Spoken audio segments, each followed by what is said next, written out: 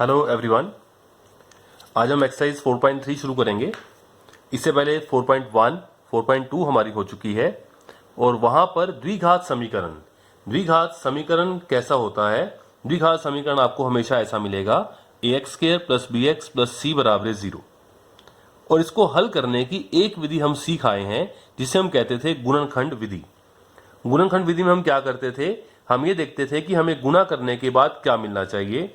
गुणा करने के बाद ये c गुना a मिल जाए और जोड़ने के बाद हमें ऐसे दो नंबर ढूंढने हैं कि गुणा करने के बाद तो c गुना a मिल जाए और जोड़ने के बाद जो बीच वाला पद है b मिल जाए। फिर बीच वाले पद को हम तोड़कर गुणनखंड बनाकर उनके दो मूल निकालते थे द्विघात समीकरण के। अब द्विघात समीकरण के मूल, जिसको हम अल्फा और बीटा भी कह दिया करते थे, ये निकालने के लिए हमारे पास दो मेथड और हैं। एक मेथड है हमारे पास जिसे हम कहते हैं पूर्ण वर्ग विधि और एक मेथड है हमारे पास जिसे हम कहते हैं द्विघाती सूत्र। हम ये कहते हैं कि लगभग मैक्सिमम टाइम आप इसकी प्रैक्टिस खूब करें, द्विघाती सूत्र की। इससे मूल निकालना सीखें, बहुत आसान रहेगा आपके लिए। एक पैटर्न है, उस पैटर्न को आप फॉलो करते जाएंगे द्विघाती सूत्र में और आपके मूल मिल जाएंगे। और मूल तब मिलेंगे यदि मूल वहां पर आ रहे होंगे, तो यदि मूलों का अस्तित्व होगा तो। इसका मतलब यह है कि हर द्विघात समीकरण के मूल हमेशा आएं, दो मूल, ऐसा जरूरी नहीं है। और मूल निकालने की एक और विधि होती है हमारे पास, पूर्ण वर्ग विधि। ये भी हम सीखेंगे। इन दोनों विधियों को सीखेंगे, उसके बाद हम एक्सरसाइज 4.3 शुरू करेंगे। तो पहले हम बात करेंगे द्विघाती सूत्र की। और द्विघाती सूत्र सीखने के लिए भी हमें पहले थोड़ा सा कंसेप्ट देखना है। एक हमारे पास एक और टर्म आती है जिसे हम कहते हैं डी का मतलब होगा विविक्तिकर। तो वहां से हम पहले ये देखेंगे कि मूलों का अस्तित्व कैसा है, कि मूल आ भी रहे हैं कि नहीं आ रहे, और यदि आ रहे हैं तो कैसे आ रहे हैं। तो ये कैसे देखते हैं, हम शुरू कर रहे हैं आज का टॉपिक 4.3 के लिए। दो मेथड हमने सीखने हैं बारी बारी। पहले हम इसमें से द्विघाती सूत्र को देखेंगे, फिर पूर्ण वर्ग विधि को देखेंगे। लेकिन उससे भी पहले हमारे पास कंसेप्ट एक और आएगा जिसे हम कहेंगे विविक्तिकर। अब कैसे करना है, कंसेप्ट क्या है, मैं बताता हूं आपको। मान लीजिए आपके पास द्विघात समीकरण है ax² + bx + c = 0। यहां पर जो ये a, b और c हैं, इन्हें आप क्या कहते हैं, जो ये a, b और c हैं, इन्हें आप कहते हैं गुणांक। एक और शर्त होती है कि जो a है वह 0 के बराबर ना हो, क्योंकि यदि a 0 हो गया तो ये टर्म खत्म हो जाएगी, तो ये द्विघात समीकरण ही नहीं रहेगा आपके पास। तो द्विघात समीकरण रहे, इसके लिए शर्त क्या है हमारे पास, इसके लिए शर्त है कि जो ये a है ये 0 नहीं होना चाहिए। ये हमारे पास शर्त होती है इसकी। चलिए, अब इसके जो मूल आएंगे हमारे पास द्विघात समीकरण के, वो अधिक से अधिक दो मूल हो सकते हैं। मैं ये नहीं कह रहा कि दो मूल ही आएंगे, मैं ये कह रहा हूं कि अधिक से अधिक दो मूल आएंगे। इसका मतलब क्या है, अब अधिक से अधिक दो मूल का मतलब कि दो से ज्यादा मूल तो आ ही नहीं सकते। यानी कि ऐसा भी हो सकता है कि द्विघात समीकरण के, जो द्विघात समीकरण की हम बात कर रहे हैं, उसका कोई मूल ना आए, या फिर दो मूल आ जाएं अलग अलग। और ऐसा भी हो सकता है कि दो मूल बराबर आ जाएं। तो जब आप इसकी बात करते हैं कि जो इसके दो मूल आएंगे अधिक से अधिक, तो हमारे पास तीन तरह की बातें हो सकती हैं। कैसी बात हो सकती है, या तो जो दो मूल आए वो वास्तविक, यानी कि जो मूल आएंगे वो वास्तविक तथा अलग अलग हो, भिन्न हो। मूल वास्तविक और भिन्न है। जैसे एक मूल आ गया 5, एक आ गया -4। वास्तविक है, वास्तविक संख्या है, और अलग अलग है। ऐसा भी हो सकता है कि जो मूल आए, मूल आने का मतलब वास्तविक संख्या आएगी। मूल वास्तविक है यानी कि आएंगे, ये बात तो पक्की है। लेकिन वो कैसे हो सकते हैं, मूल वास्तविक तथा बराबर हैं, कि दोनों मूल बराबर बराबर आ जाएं। एक मूल निकाला 5 आया, दूसरा निकाला वो भी 5 आया, ऐसा भी हो सकता है। और तीसरा क्या हो सकता है कि मूल आए ही ना। यानी ऐसा कोई x का मान ही ना हो जो इस द्विघात समीकरण को संतुष्ट कर दे कि आप x का मान रखें और लेफ्ट हैंड साइड और राइट हैंड साइड बराबर हो जाए, ऐसा कोई x का मान आ ही ना पाए। ऐसा भी होता है। तो ये जरूरी नहीं है कि हमेशा दो मूल आएंगे ही आएंगे, ऐसा भी हो सकता है कि मूल आए ही ना। तो हम उस केस को क्या कहेंगे कि मूल वास्तविक नहीं है, यानी कि मूल एग्जिस्ट ही नहीं कर रहे, मूल आएंगे ही नहीं, इसका मतलब ये हुआ। तो ये तीन तरह की बातें हो सकती हैं कि मूल जो आएंगे तो मैक्सिमम दो, लेकिन तीन तरह की बातें हो सकती हैं कि जो दो मूल आपके पास आ रहे हैं वो वास्तविक और अलग अलग हैं, वास्तविक और भिन्न है, वास्तविक और बराबर हैं, या फिर मूल ही नहीं है, यानी कि मूल वास्तविक नहीं है, यानी कि मूल आ ही नहीं रहे, यानी कि x का ऐसा कोई मान ही नहीं है जो इस समीकरण को संतुष्ट कर दे। तब ये तीन तरह की बातें हैं। अब हमें ये कैसे मालूम होगा कि तीनों में से कौन सा केस हमारे पास बनेगा? ये आप कैसे देखेंगे? ये देखने के लिए हमारे पास एक टर्म है, वो हम निकालेंगे, उससे हम कहते हैं विविक्तिकर। विविक्तिकर इंग्लिश में इसे कहते हैं डिस्क्रिमिनेंट, और इसको हम शॉर्ट फॉर्म में लिखते हैं डी से। डी का मतलब डिस्क्रिमिनेंट, विविक्तिकर। अभी डी निकालते कैसे हैं? मान लीजिए कोई भी आपके पास द्विघात समीकरण है। कोई द्विघात समीकरण का मतलब हमारे पास कैसा होगा? ax square plus bx plus c बराबर 0। आप उसके तीनों गुणांक निकाल लें। तीन गुणांक कौन कौन से आएंगे? एक a, एक b, एक c। जो x स्क्वायर का गुणांक है उसे a, x के गुणांक को b, और जो नंबर होता है, अचर राशि होती है, उसको हम c कहते हैं। आप a, b और c निकाल लें, और जैसे ही a, b और c आपके पास आ गया, हम यहां से d कैसे निकालेंगे? d का फॉर्मूला हो जाएगा हमारे पास। ये फॉर्मूला आपको याद करना है कि d बराबर होता है b square minus 4ac। d कैसे निकालेंगे? d निकालने के लिए पहले आप abc निकालेंगे, कंपेयर करेंगे अपने द्विघात समीकरण को इस व्यापक रूप से ax square plus bx plus c बराबर 0 के साथ abc का मान निकालेंगे। abc का मान इस फॉर्मूले के अंदर रखेंगे। ये फॉर्मूला आपको याद करना है, विविक्तिकर यानी कि d का b स्क्वायर माइनस 4ac, और यहां मान रखने के बाद आपके पास d का मान आ जाएगा, जिसे हम कहेंगे विविक्तिकर। और इसको देख के आप बता पाएंगे कि इन तीनों में से कौन सी बात आपके पास है, मूल वास्तविक और अलग है, मूल वास्तविक और बराबर है, या मूल है ही नहीं, यानी कि मूल वास्तविक नहीं है। अब ये कैसे मालूम पड़ेगा? ये तीन केस हमारे पास बनेंगे। पहला केस होगा केस नंबर 1 कि यदि आपका जो ये d आ रहा है, d का मतलब 20 के माइनस 4ac, यदि ये 0 से बड़ा आ जाए। 0 से बड़े का मतलब क्या होता है? अब 0 से बड़े का मतलब होता है प्लस वाली संख्या। 1 आ जाए, 1/2 आ जाए, 4/5 आ जाए, 7 आ जाए, 10 आ जाए, 100 आ जाए, 125 आ जाए, 25 आ जाए, यानी कि d 0 से बड़ा आ गया। यदि d 0 से बड़ा है तो हमारे जो मूल हैं वो क्या होंगे? वो मूल वास्तविक और अलग अलग होंगे, वास्तविक और भिन्न होंगे। केस नंबर 2, यदि आपका जो d है वो 0 के बराबर आ जाए। आपने यहां से क्या निकाला? d का मान निकाला 20 के माइनस 4ac। यदि वो 0 के बराबर आ गया तो क्या होगा? तो हमारे पास होंगे मूल वास्तविक और बराबर, यानी कि समान। अगर d 0 के बराबर है तो मूल वास्तविक और बराबर हैं, d 0 से बड़ा है तो मूल वास्तविक और अलग अलग हैं। और तीसरा केस क्या बच गया? यदि आपका जो d है वो 0 से छोटा आ गया।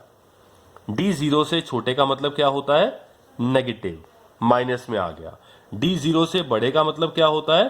पॉजिटिव, प्लस का आ गया। तो अगर d 0 से छोटा आ गया तो मूल नहीं आएंगे।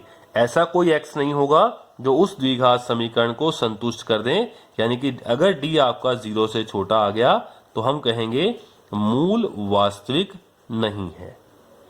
तो ये तीन केस हैं आपको मूलों की प्रकृति के बारे में। ये जो हम विविक्तिकर कर रहे हैं, विविक्तिकर का यूज हम किस में कर रहे हैं? मूलों का अस्तित्व ज्ञात करने में। हम यहाँ पे मूलों का अस्तित्व ज्ञात कर रहे हैं कि आ भी रहे हैं कि नहीं आ रहे, या ऐसे भी कह सकते हैं कि हम यहाँ पे मूलों की प्रकृति को स्टडी कर रहे हैं, मूलों की नेचर को। जो आपके सॉल्यूशन आ रहे हैं, मूल का मतलब सॉल्यूशन यानी कि हल, उनकी प्रकृति यानी कि उनकी नेचर कैसी है, कि वो वास्तविक और अलग अलग हैं, वो वास्तविक और बराबर हैं, या है ही नहीं, वास्तविक नहीं है। इसको हम स्टडी कर रहे हैं डी की मदद से, मूलों का अस्तित्व चेक कर रहे हैं। तो मूल कब आएंगे? अब कोई आपसे ये पूछे कि एक द्विघात समीकरण के मूल कब आएंगे और कब नहीं आएंगे, तो मूल कब आएंगे आप ये बताएं कि यदि डी 0 के बराबर हो जाए या 0 से बड़ा हो जाए, दोनों में से कुछ भी हो जाए तो मूल वास्तविक होंगे, यानी कि मूल आएंगे। तो यदि कोई आपसे ये पूछे कि मूल कब आएंगे, मूलों का अस्तित्व कब होगा, कोई आपसे ये पूछ ले कि मूल कब आएंगे, मूलों का अस्तित्व होगा यानी कि आने चाहिए, चाहे वो अलग अलग आए या बराबर आए। तो मूलों का अस्तित्व होगा कब होगा? यदि जो डी है वो 0 से बड़ा या ये निशान होता है 0 के बराबर हो जाए। तो यदि आपका विविक्तिकर 0 से बड़ा या 0 के बराबर है तो मूल आएंगे, नहीं तो मूल नहीं आएंगे। तो ये डी से हमें मालूम पड़ेगा, विविक्तिकर से मालूम पड़ेगा कि मूलों की प्रकृति कैसी है। तो 3 तरह की प्रकृति आपको बताई है। मूल वास्तविक और भिन्न हो सकते हैं, मूल वास्तविक और बराबर हो सकते हैं, और ऐसा भी हो सकता है कि मूल आए ही ना, मूल वास्तविक ना हो, ऐसा भी हो सकता है हमारे पास। तो ये 3 तरह की प्रकृति है। चलिए, ये तो टॉपिक हुआ डी के बारे में, यानी कि विविक्तिकर के बारे में। अब हम आते हैं कि मूल निकालेंगे कैसे। जैसे एक मेथड तो हम पहले सीख चुके हैं, कौन सा मेथड? गुणनखंड विधि। अब जब आपने डी निकाल लिया तो डी की मदद से एक मेथड हमारे पास और आता है, इसको हल करने का, द्विघात समीकरण को, जिससे हम कहते हैं द्विघाती सूत्र। तो द्विघाती सूत्र जो है ये कब लगाएंगे आप? ये डी की मदद से बनता है फॉर्मूला। तो अब आपको सिखाते हैं द्विघात समीकरण के मूल निकालने का दूसरा मेथड, द्विघाती सूत्र, और उसके बाद हम क्या करेंगे? पूर्ण वर्ग विधि से मूल निकालना। तो अब देखते हैं द्विघाती सूत्र क्या होता है। चलिए, द्विघात समीकरण को हल करने का द्विघाती सूत्र क्या होता है ये सीखते हैं हम। अब द्विघात समीकरण कोई भी व्यापक रूप में कैसा होगा? ये ऐसा होगा, ax² plus bx plus c बराबर 0। पहले हम क्या करेंगे? जब भी आपने द्विघाती सूत्र से मूल निकालने हैं तो सबसे पहले आपको d निकालना होगा, यानी कि ये d की मदद से लगाने वाला सूत्र है। तो d कैसे निकालेंगे आप? आपको अभी बताया मैंने कि d बराबर क्या होगा? b² minus 4ac। आप ये निकाल लेंगे। अगर d आपका 0 से छोटा आ गया, यानी कि माइनस में आ गया, तो आप क्वेश्चन को वहीं खत्म कर देंगे और ये कह देंगे कि मूल तो आएंगे ही नहीं इस द्विघात समीकरण के, यानी वहीं पे हम बात खत्म कर देंगे कि मूल वास्तविक नहीं है। तो यहीं पे हम बात खत्म कर देंगे कि मूल वास्तविक नहीं है। लेकिन यदि आपका d 0 या 0 से बड़ा आ गया तो मूल आएंगे, 0 से बड़ा आ गया तो मूल वास्तविक और अलग अलग आएंगे, d 0 के बराबर आ गया तो मूल बराबर आएंगे, दोनों उसमें अलग अलग आएंगे, इसमें बराबर आएंगे, लेकिन मूल तो आएंगे। तो अगर आपका d 0 या 0 से बड़ा आ गया तो हम मूल निकालेंगे, और मूल निकालने का द्विघाती सूत्र क्या है ये आपको याद करना है। ये है x बराबर माइनस b प्लस माइनस वर्गमूल d और सारे के बटा में 2a। ये है आपका द्विघाती सूत्र से मूल निकालने का फॉर्मूला। x बराबर माइनस b प्लस माइनस वर्गमूल d और सारे के बटा में 2a। कोई आप इसको ऐसे भी याद कर सकते हैं कि आप d का मान रख लें इसके अंदर, minus b plus minus d का मतलब 20 के माइनस 4ac सारे के बटा में 2a। बात एक ही है, जैसे मर्जी याद करें, आप d की मदद से याद करें या यहां पर आप 20 के माइनस 4ac कह के उसको याद करें, एक ही बात है। तो आप इसके मान रख दें, d के मान। एक बार प्लस का निशान लेंगे तो एक मूल आएगा, एक बार माइनस का निशान लेंगे तो दूसरा मूल आएगा। यानी कहने का मतलब आपके जो 2 मूल हैं वो कैसे मिलेंगे आपको? आप ऐसे लाइन खींच सकते हैं बीच में। आप कह सकते हैं कि पहला मूल है माइनस b प्लस वर्गमूल d सारे के बटा में 2a, और दूसरा मूल है x बराबर माइनस बी माइनस वर्गमूल डी सारे के बटा में 2a। तो ऐसे आप दो मूल निकाल सकते हैं डी की मदद से। हाँ, अगर डी आपका माइनस में आ गया, -5 आ गया, -1/2 आ गया, कुछ भी आ गया ऐसा, तो आप वहीं क्वेश्चन खत्म कर देंगे। आप ये कह देंगे कि मूल वास्तविक नहीं है, तो आप वहां पर मूल नहीं निकालेंगे। तो ये हमारे पास क्या हुआ, ये आपका दूसरा मेथड हुआ द्विघाती सूत्र से मूल निकालना। बहुत इजी है, एक सिस्टम को फॉलो करना है तो ज्यादा सोचने की जरूरत नहीं पड़ती है इसमें, क्योंकि जब हम गुणनखंड विधि में करते हैं तो वहां सोचना पड़ता है कि ऐसे दो नंबर ढूंढने पड़ते हैं। गुणा करने के बाद आपको एक चीज चाहिए होती है, एक नंबर चाहिए होता है, और जोड़ने के बाद दूसरा नंबर चाहिए होता है। इस मेथड में आपको सोचना नहीं होगा, आप एक पैटर्न को फॉलो करें, आपका क्वेश्चन सोल्व हो जाएगा। अब आगे आते हैं, जो तीसरा मेथड हमारा रह गया पूर्ण वर्ग विधि, हम उसके बारे में बात करते हैं। अब पूर्ण वर्ग विधि में क्या है, अच्छा पूर्ण वर्ग विधि में शुरू करूं। पूर्ण वर्ग विधि से द्विघात समीकरण ax² + bx + c = 0 के दो मूल निकालने के लिए इस मेथड को शुरू करें। उससे पहले एक बात देखते हैं। यहां पर मान लीजिए कभी आपके पास ऐसा आ जाए कि x का वर्ग बराबर 9 है, तो आप x कैसे निकालेंगे, ये आपको याद रखना है। बहुत बार यूज करेंगे इस चीज को हम, कि x² बराबर 9 है, तो जो ये वर्ग है ये उस साइड जाकर वर्गमूल हो जाएगा, ये वहां जाकर वर्गमूल हो जाएगा, लेकिन प्लस माइनस के साथ। जो वर्ग है ये वहां जाकर वर्गमूल हो जाएगा, लेकिन प्लस माइनस के साथ। अब इसका मतलब क्या हुआ, इसका मतलब ये हुआ कि दो आंसर आएंगे आपके पास। अच्छा, 9 का वर्गमूल कैसे निकालेंगे, इसको 3 गुना 3 कर देंगे, जोड़े में से एक बाहर आ जाएगा, तो x बराबर क्या हुआ, +-3। यानी कि एक हल तो क्या आया इसका, x बराबर 3, और दूसरा हल क्या आया, -3। एक बार प्लस लिया, एक बार माइनस लिया। तो ये आप ध्यान से देखेंगे द्विघात समीकरण था, तो द्विघात समीकरण के दो मूल आ गए, एक 3 और एक -3। लेकिन इसको हम ऐसे बहुत बार यूज करने वाले हैं इस तरह से, ये आपको याद रखना है हमेशा के लिए। कभी आपके पास आ जाए x - 2 का वर्ग बराबर 16, तो क्या होगा, ये वर्ग उस साइड जाकर क्या हो जाएगा, वर्गमूल, लेकिन प्लस माइनस के साथ। आप 16 के टुकड़े बनाएंगे, 4 गुना 4, और जोड़े में से एक बाहर आएगा, तो सिर्फ इसका जो 16 का वर्गमूल है वो 4 आ जाएगा। तो x - 2 बराबर क्या हुआ, +-4। अब आप लाइन खींचे बीच में, एक बार x - 2 को 4 के बराबर कहें, एक बार x - 2 को -4 के बराबर कहें। x - 2 बराबर 4, x - 2 बराबर -4। ये -2 वहां जाकर +2 हो जाएगा, तो ये प्लस हो गया, तो एक मूल आ गया x बराबर 6, और यहां से ये -2 वहां जाकर +2 हो जाएगा। बड़ी रकम माइनस की है तो निशान माइनस का, और बड़े में से छोटा गया तो क्या आएगा, 2, तो -2। तो इसके दो मूल आएंगे 6 और -2। यानी कि जब आपके पास इधर वर्ग है, वहां कोई नंबर है, तो वर्ग उस साइड जाकर वर्गमूल हो जाएगा, लेकिन प्लस माइनस के साथ। अब मैंने ऐसा क्यों बताया, मैंने ऐसा इसलिए बताया कि पूर्ण वर्ग विधि में हम कुछ ऐसा ही करने वाले हैं।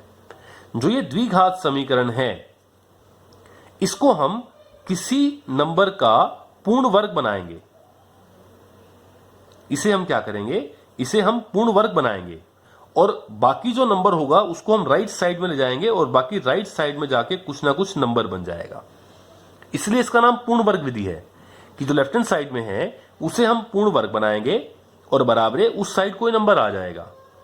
अब जब उस साइड नंबर आ जाएगा, नेक्स्ट स्टेप में हम क्या करेंगे, यह जो वर्ग है वहां जाकर वर्गमूल हो जाएगा, लेकिन प्लस माइनस के साथ। एक बार प्लस के बराबर करेंगे तो एक मूल आएगा, एक बार माइनस के बराबर करेंगे तो दूसरा मूल आएगा, दो मूल हम निकाल लेंगे।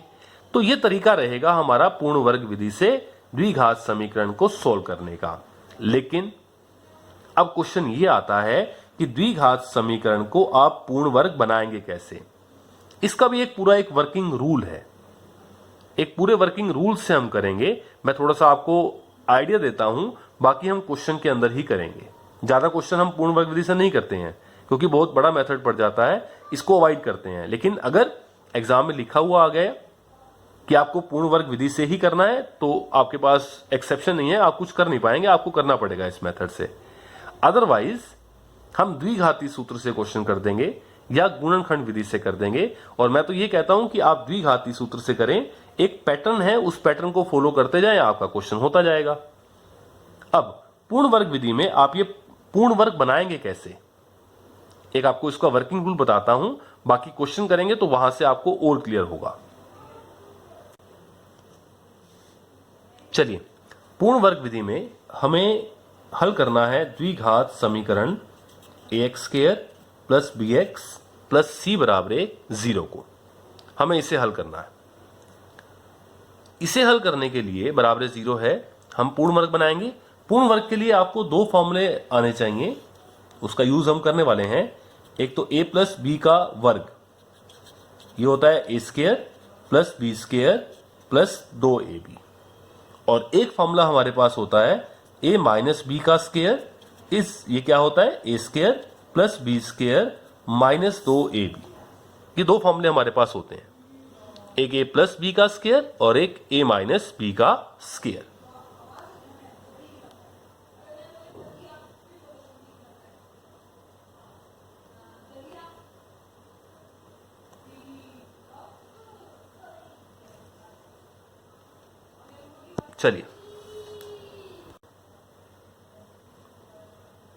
चलिए दो फॉर्मूले हैं आपके पास जिसकी हमें जरूरत पड़ेगी। अब कैसे पूर्ण वर्ग बनाएंगे हम, ये जो एक्स स्क्वायर का गुणांक है हम इसको 1 बनाएंगे। 1 कैसे बनाएंगे, अब ये आपको a दिखाई दे रहा है, यहां पे कभी 2 होगा, कभी 3 होगा, कभी 4 होगा। हम क्या करेंगे, ये a कॉमन निकाल लेंगे, या आप ऐसे कहें कि दोनों तरफ a से भाग कर देंगे। एक ही बात है, या तो आप a कॉमन निकाल लेंगे लेफ्ट साइड से, या मैं कह रहा हूं कि दोनों तरफ आप क्या करें, a से भाग कर दें। जब यहां a से भाग किया तो क्या रह जाएगा, एक्स स्क्वायर। जब यहां a से भाग किया तो क्या आएगा, b बटा ए एक्स। यहां a से भाग किया तो क्या आएगा, c बटा ए, और बराबर क्या होगा 0 बटा ए। 0 बटा ए का मतलब क्या होगा, 0। 0 बटा 3 आ जाएगा तो भी 0, 0 बटा 5 आ जाएगा तो भी 0 होगा। तो सबसे पहला काम हमने क्या करना है कि जो एक्स स्क्वायर है, एक्स स्क्वायर का गुणांक 1 बनाना है। इसके बाद हम क्या करने वाले हैं, जो x का गुणांक है यहां पर क्या है, b बटा ए, इसका हम आधा कर देंगे। जो b बटा ए है इसको आप 2 से भाग करेंगे तो क्या बन जाएगा, b बटा 2a। हमने क्या करना है, प्लस या माइनस निशान की परवाह नहीं करनी है फिलहाल, चाहे प्लस हो चाहे माइनस हो। जो x का गुणांक है निशान छोड़ दीजिए, कोई बात नहीं, b बटा ए, इसका आधा करा, आधा किया तो क्या आया, b बटा 2a। तो b बटा 2a का वर्ग जोड़ देंगे तो घटाना ही पड़ेगा। ऐसे तो हमारी मर्जी नहीं है कि हम सिर्फ जोड़ सकते हैं, तो घटाना ही पड़ेगा। हाँ, उससे पहले एक काम और कर सकते हैं, जो ये नंबर आपके पास है c बटा ए, आप इसको उस साइड ले जाएं, तो ये एक्स स्क्वायर प्लस b बटा ए एक्स बराबर है, ये प्लस वहां जाकर क्या हो गया, माइनस c बटा ए। अब इसका आधा किया, अगर ये 4 है तो आधा किया तो 2 आ जाएगा। b बटा 2a का आधा करना है तो 2 से भाग करनी है तो क्या आ जाएगा, b बटा 2a।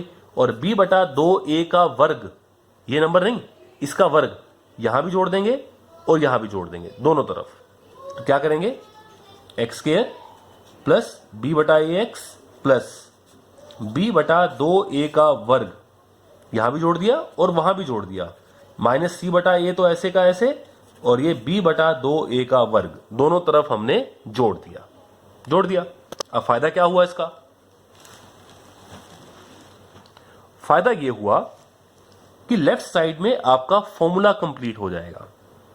आप ध्यान से देखें, ये a स्क्वायर, ये प्लस b स्क्वायर और ये प्लस 2ab, आप चेक कर सकते हैं, ये a स्क्वायर, ये b स्क्वायर और ये 2ab। यानी कि अगर आप ध्यान से देखें तो ये x का square plus a square plus b square, b बटा 2a का स्क्वायर और प्लस 2a, a का मतलब x और b का मतलब b बटा 2a। आप चेक करें, इसमें और इसमें कोई फर्क नहीं है, ये a स्क्वायर, ये b स्क्वायर और ये 2ab। देखिए आप इनकी गुना करेंगे तो ये 2 से 2 कैंसिल होगा और ये क्या बनेगा, b बटा ax, वही का वही बन जाएगा। राइट साइड में जो भी आएगा वो डिपेंड करेगा क्वेश्चन के ऊपर कि ये 4 बनता है या 1 बटा 4 बनता है। जो भी बनता है उसको वर्ग के रूप में लिख लेंगे या जो भी बनेगा, मान लीजिए मैं उसको स्टार कहता हूं, जो भी बन जाए। लेफ्ट साइड में आपका पूर्ण वर्ग बन चुका है, a square plus b square plus 2ab, ये a हो जाएगा x, और ये जो ब्रैकेट के अंदर है ये आपका b बनेगा, तो a प्लस बी का स्क्वायर।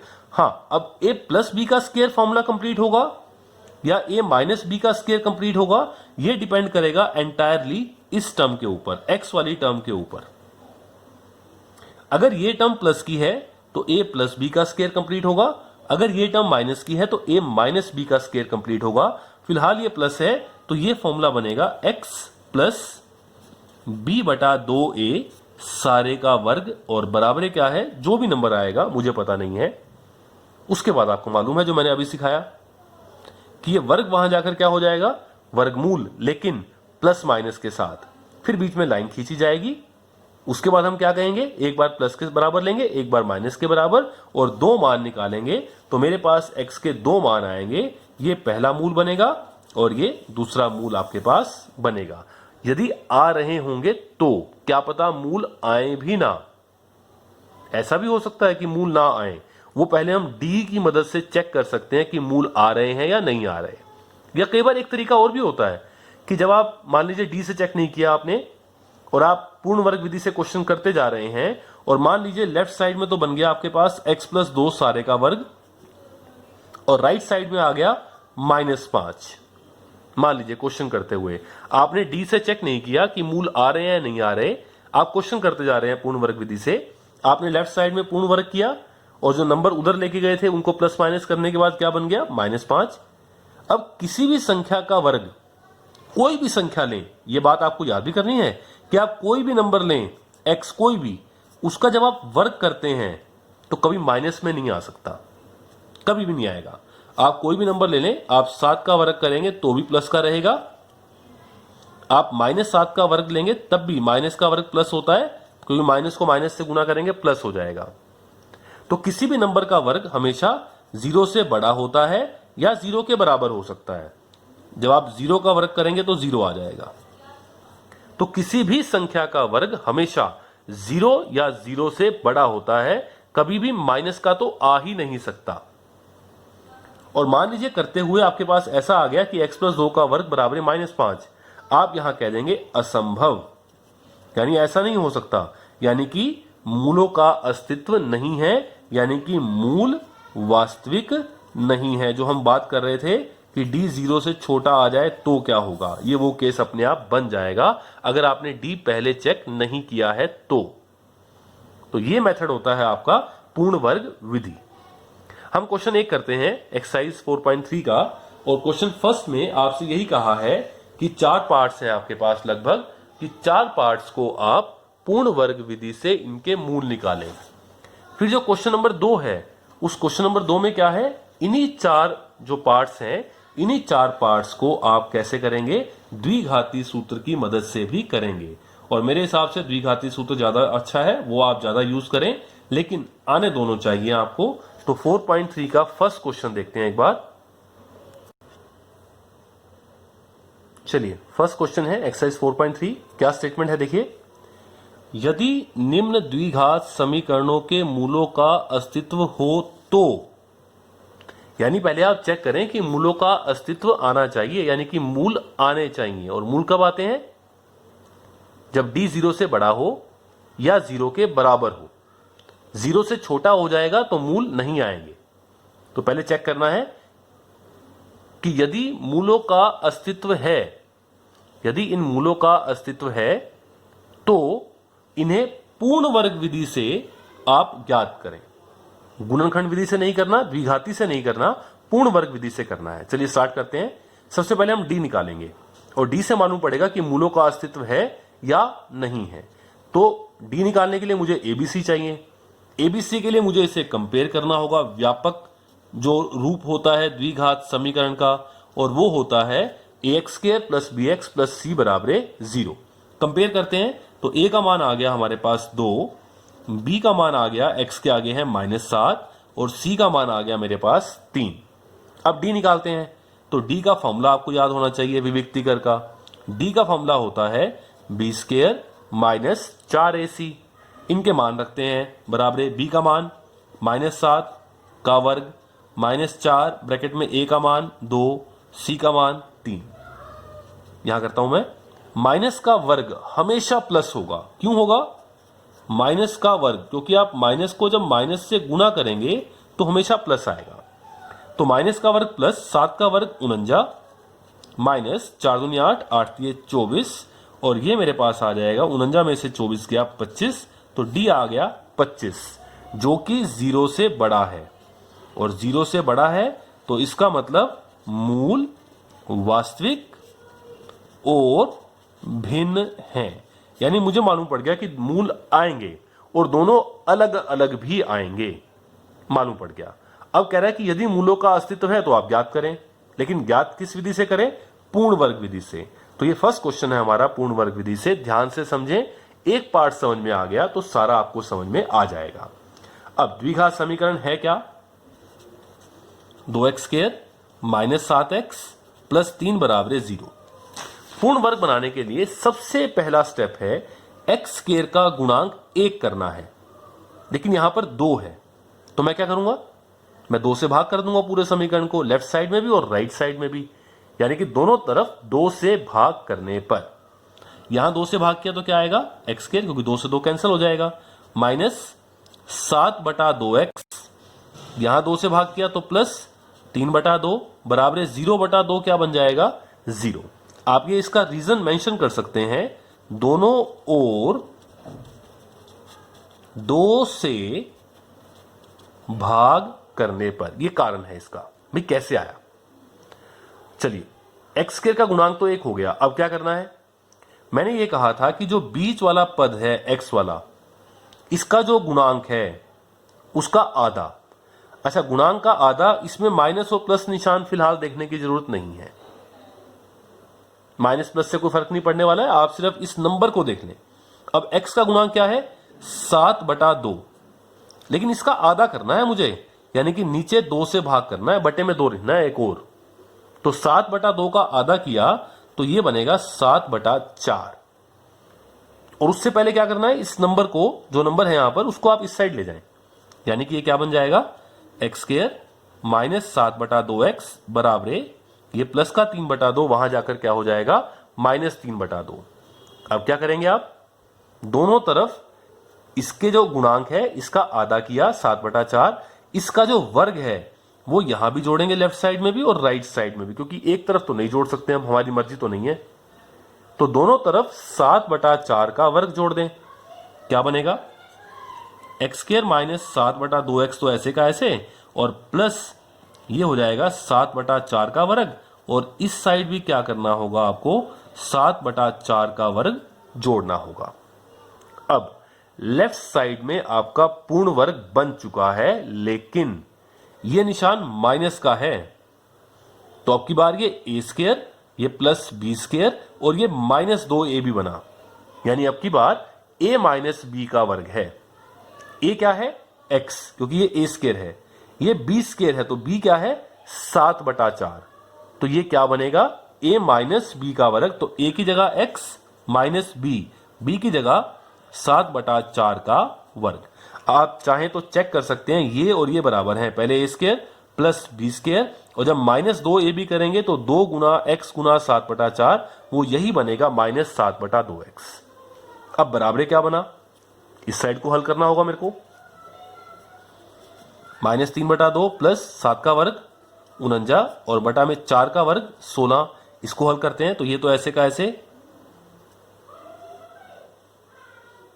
x - 7/4 का वर्ग तो ऐसे का ऐसे बराबर 2 और 16 का एलसीएम लेंगे तो 16 आएगा, 2 से भाग करेंगे 2 8 16, 8 3 24, लेकिन -24 प्लस 16 एकम 16, 1 से किया गुना तो क्या आएगा? 49। तो ये मेरे पास आएगा। चलिए मैं एक स्टेप यहां कर देता हूं, आप नीचे करेंगे। x - 7/4 का वर्ग बराबर, प्लस की रकम जो है वो बड़ी है, माइनस की छोटी है, तो जो आंसर आएगा प्लस का आएगा। 49 में से 24 किया 25 और बटा 16। फिर मैंने क्या बताया था आपको? फिर मैंने ये बताया था कि जो वर्ग है वो उस साइड जाके वर्गमूल तो हो जाएगा, लेकिन प्लस माइनस के साथ। ध्यान से करना है। तो क्या आएगा? x माइनस 7/4 बराबर उधर जाके वर्गमूल तो हो जाएगा 25/16, लेकिन प्लस माइनस के साथ। तो क्या होगा, ऊपर का भी वर्गमूल लेंगे और नीचे का भी वर्गमूल लेंगे। 25 का वर्गमूल आपको मालूम है 5 गुना 5 और जोड़े में से 5 बाहर आएगा। 16 का वर्गमूल 4 गुना 4, जोड़े में से 4 बाहर आएगा। आप चाहे तो कर सकते हैं प्लस माइनस, इसको ऐसे 5 गुना 5 और नीचे 4 गुना 4।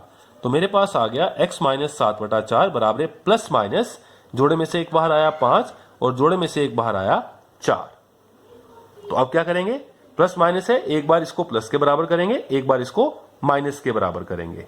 करते हैं इसको।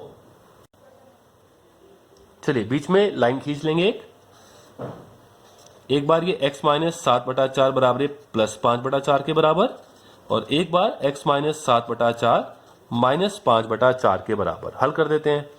ये माइनस 7/4 वहां जाकर प्लस हो जाएगा, तो x बराबर 5/4 प्लस 7/4। 4 और 4 का एलसीएम 4 ही आएगा, बेस सेम है, तो ऊपर प्लस हो जाएगा 5 प्लस 7, और 5 प्लस 7 कितना हो जाएगा 12/4, और 4 तिये 12। तो पहला मूल आ गया x बराबर 3।